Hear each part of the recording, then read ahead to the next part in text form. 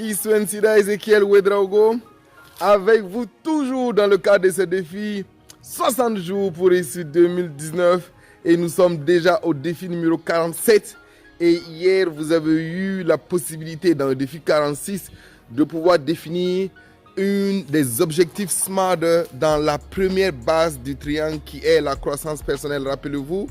Et donc c'était vraiment important, véritablement important, prenez le temps.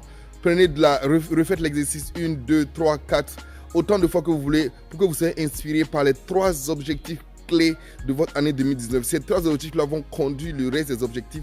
C'est pour ça que c'est important. Donc cette projection sur l'intelligence intellectuelle, l'intelligence spirituelle et l'intelligence émotionnelle, ces 3 types d'objectifs dans la croissance personnelle sont absolument clés. Je vous en conjure, donc prenez-en de la graine et prenez franchement du temps de le faire.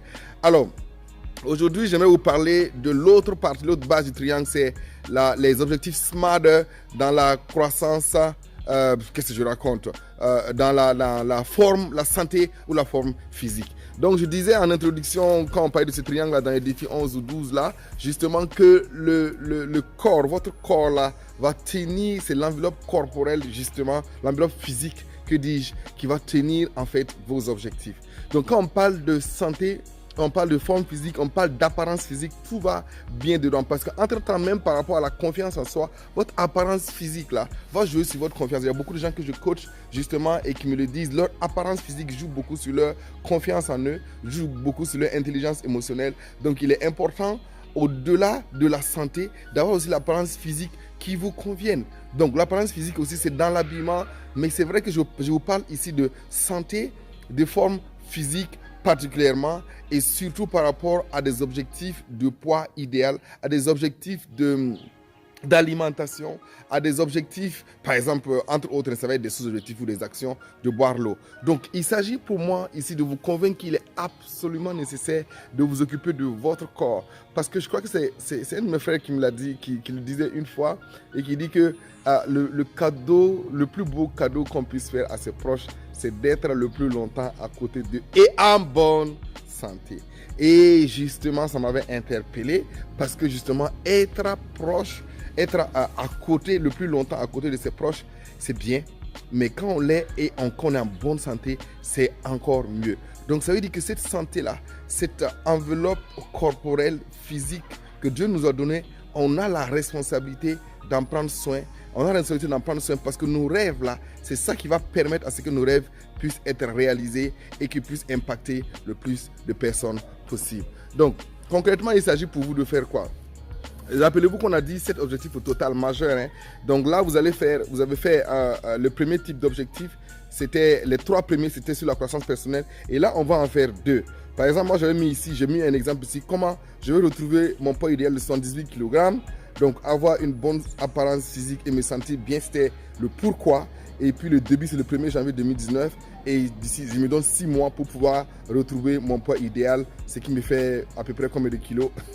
Je ne vous le dirai pas. Donc, quelques kilos quand même à pouvoir réduire. Donc, voilà un peu le modèle des objectifs. Et donc, je vous donne les exemples, mais ne prenez pas vraiment mes exemples. Hein.